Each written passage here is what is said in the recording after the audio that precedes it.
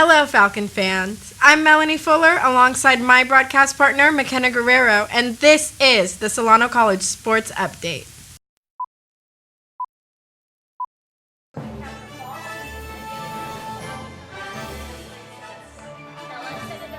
Studio C for a recap of the 2015 women's soccer.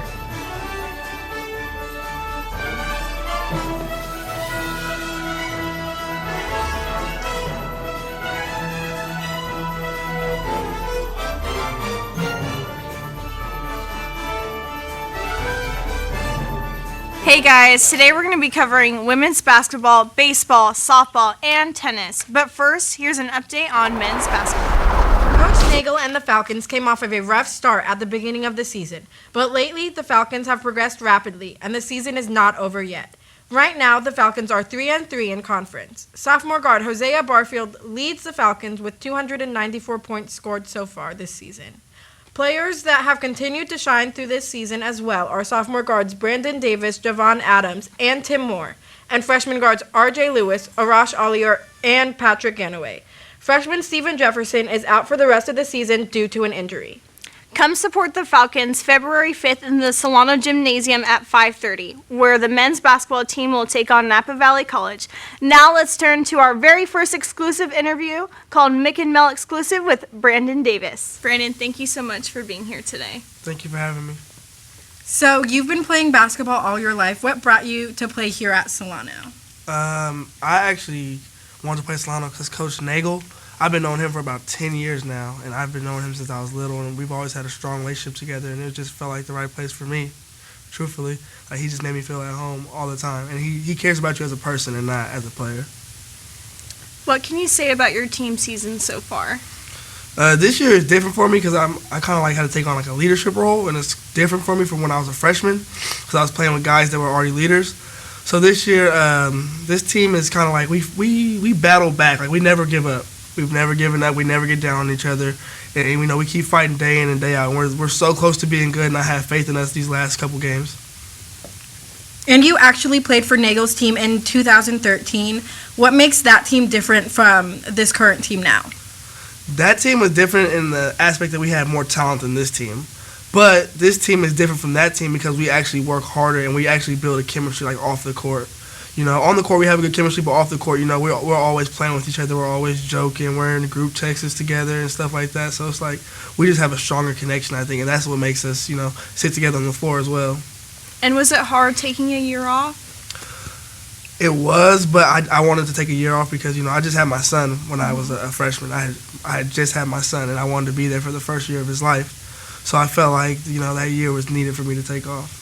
Did you continue training? Or? Actually, no, I didn't. I was so out of shape when I first got back. I was so out of shape. Like, they used to call me fat and everything. People always call me fat. Like, I was a fat guard. Aww. But now that, you know, we're in season now, you know, I'm getting back into it. I'm starting to get my breath back, and, you know, my stamina's up. And you do have a son. What's his name? Caden. And do you want him to play basketball?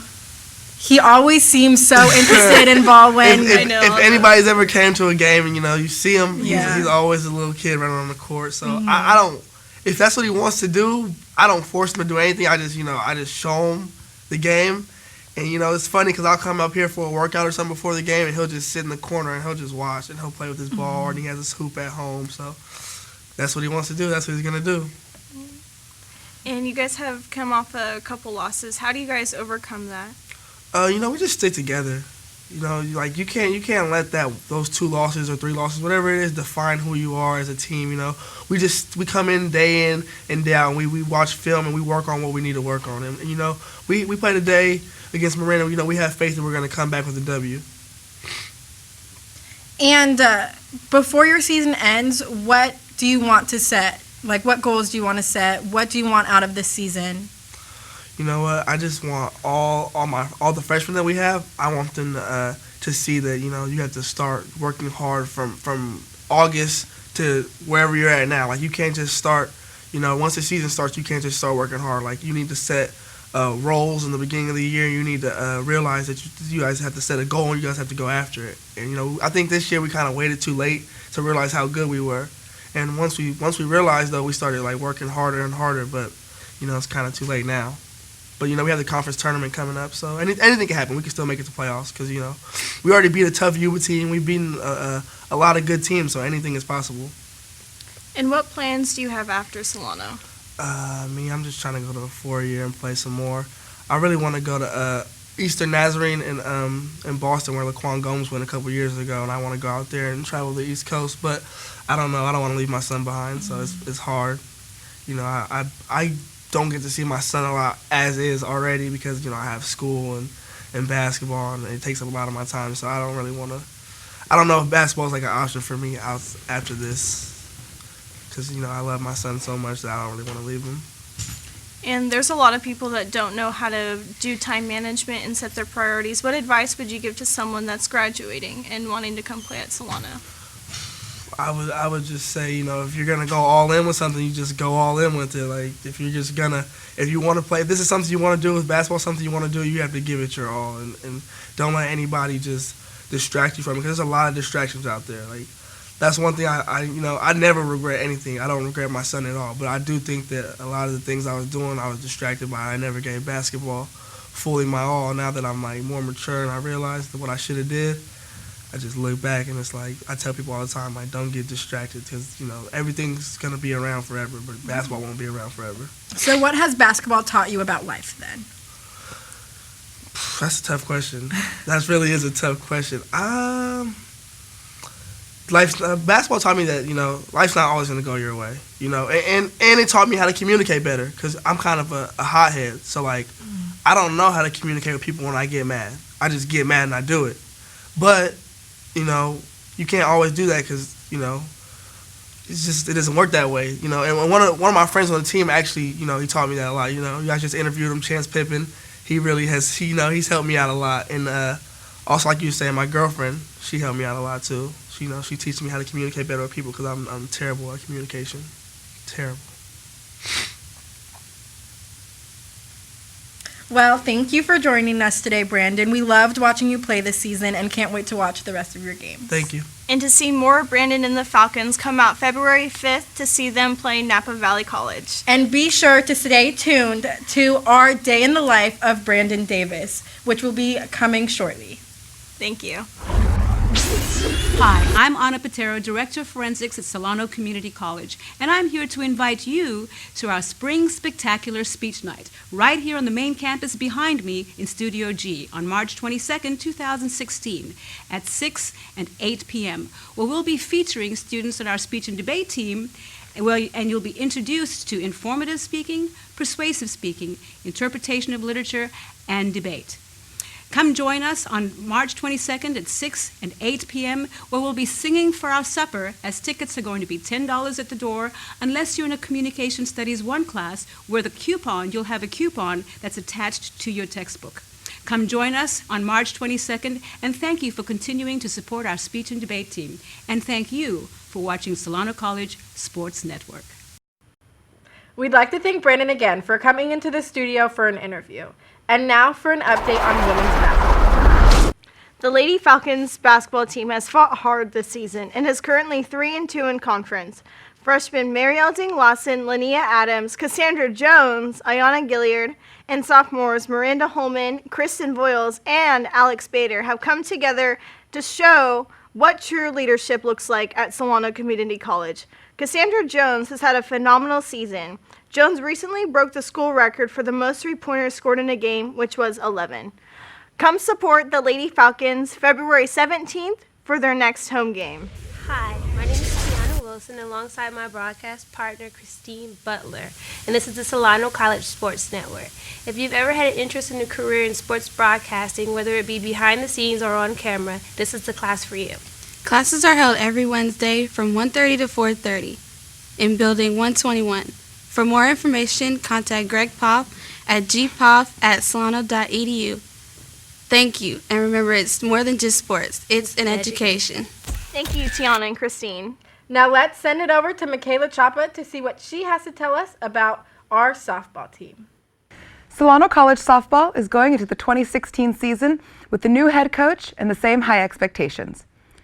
Coach Penelope Krause-Freehan was an assistant coach under Terry Pearson Bloom for 3 seasons.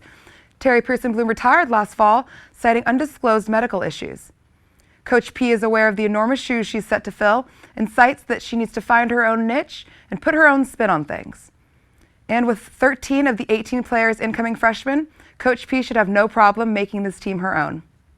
Watch Solano's first softball broadcast of the year, February 4th against Consumnes at Solano College Sports Network. Back to you in the studio. Thank you, Michaela. Now let's send it over to Tristan Vector for an update on our baseball team. Hi, I'm Tristan Vector here with an update on your Solano Falcons' upcoming baseball season. The spring season home opener is just days away with the Solano Falcons facing the College of San Mateo. They will play San Mateo on February 4th and San Mateo 1st, and then travel home to face them on Saturday, February 6th for the season home opener. This will be the only two meetings between the two teams this season.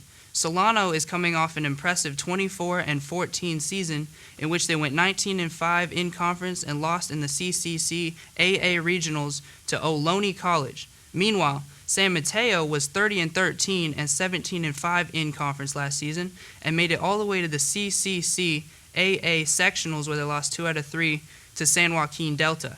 The two teams split their season series last year 1-1, with San Mateo taking the first game 7-4 and Solano winning the second 8-6.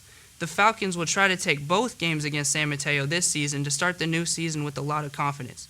The new team has a revamped pitching rotation, but no doubt will rely heavily on hitting from players like Jack Pridey, Tyler Stover, and Garland Webster. Check out Solano's home opener right here on the Solano College Sports Network. And now for an exclusive Mick and Mel interview with Tyler Stover. We're here with Solano College baseball team's Tyler Stover. Tyler, thank you so much for being here today. Thanks for having me. Next Saturday is your team's home opener. How excited are you for the season to start? Oh, I'm very excited. It's something that you definitely look forward to. Obviously, we open up tomorrow at Kenyatta, but there's nothing like the home opener. Usually it's breezy out at the field over there and the flags are flying. And to me, there's nothing like wet dirt. That's what we all get excited about. It's kind of a baseball thing. And being in the home uniforms, there's nothing like it. And so that's something that we're definitely looking forward to. What can we expect from your team this season? I think every team comes into the season with high expectations. I think we have a great group returning, led by Garland Webster and Joey Dotson. And then freshman Jack Pridey, he's been a stud this fall. And I think our sophomores did a great job leading the freshmen. I think the freshmen did a great job hopping on to that. And I think that everyone has the same mindset. We want to win conference championships, a regional, super regional, and then obviously the state championship is what we have our sights set on. But I think as a team, we're really focused. Most teams, they want to take the day off if it's raining. Instead, we go into the gym or we go into the weight room, cardio room, things like that. We even had a blacktop practice this year where it was almost hailing outside. So we were just staying focused, and I think our expectations are really high, a lot higher than most teams would have. So I look forward to the season starting, definitely. So you've been playing baseball all your life. When did you realize you wanted to make a career out of it? I would say my junior year of high school, when I stopped playing basketball and focused on just baseball. That's when I started developing into my body a little more, and that's when I started realizing, hey, this is something that you could do, hopefully for a long time. Definitely, being at 6'4", 6'5", and then being able to run well and strong arm, things like that, and power. That's just things that I tried just molding together, and then coming back here definitely helped me a lot. Just trying to focus on the little things that maybe I lacked, whether it's footwork, whether it's focus, whether it's preparation, things like that. So I really think that my junior year of high school was when I started focusing on that, and my high school coaches did a good job helping me, and then now here. So I definitely made the right decision. And you went to Kansas State and got injured and had to come home. What were you feeling at that stage in your life? I was feeling pretty down. It was definitely a tough time for me. Anyone who goes through an injury like that, it's tough to bounce back from. It's months and months of rehab, going in there 5:30 in the morning, coming out. Sometimes you have a little break and then you're doing it 2 times a day, 3 times a day. But I owe a lot of credit to Allison Albert here, the athletic trainer. She's one of the best around. Without her, I don't know where I would be. I don't know if I would have gotten better, but I came back stronger. That it ended up being a blessing for me. This is the best I've ever felt. This is the best shape I've ever been in. So without her, my support from my teammates coming back, because, I mean, it's not easy for them to have someone who wasn't in the program last year come in and, not only have their dad as a coach, but kind of step up as trying to be a leader. So I think my teammates, I think Allison, the whole training staff, my coaches, my family, everyone for the support. Well, things happen for a reason, so.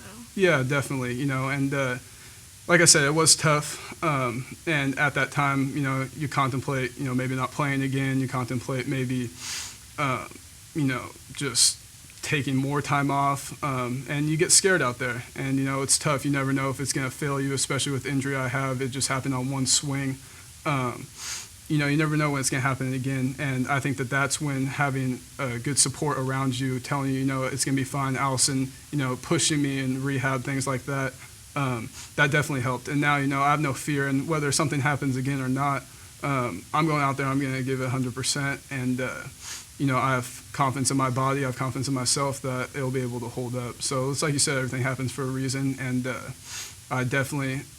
I'm happy that happened. It definitely helped me out a lot, like I said, with school, and just like other things involved with baseball, and it definitely helped me with the little things.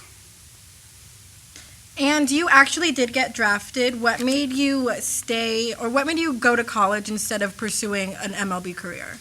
I'm very blessed to have gotten drafted. Some people, not everyone gets to say that happened to them, but watching it on TV, at the time when I signed to Kansas State, they were ranked 5th in the nation, one game away from going to the College World Series. That's something you grow up wanting to do if you're a baseball fan.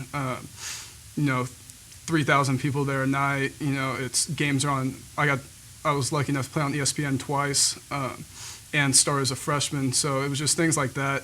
It was a good fit. And like I said, I mean, in the back of your mind, you might want to think, what would it be like if I was playing professional baseball, things like that. But I mean, I would never trade my experiences for anything. At Kansas State, I learned a lot. Like I said, not just as a baseball player, but as a person. Got to get out of my house, got to get out of California, got to meet new people, people that I'll be friends with for a long time.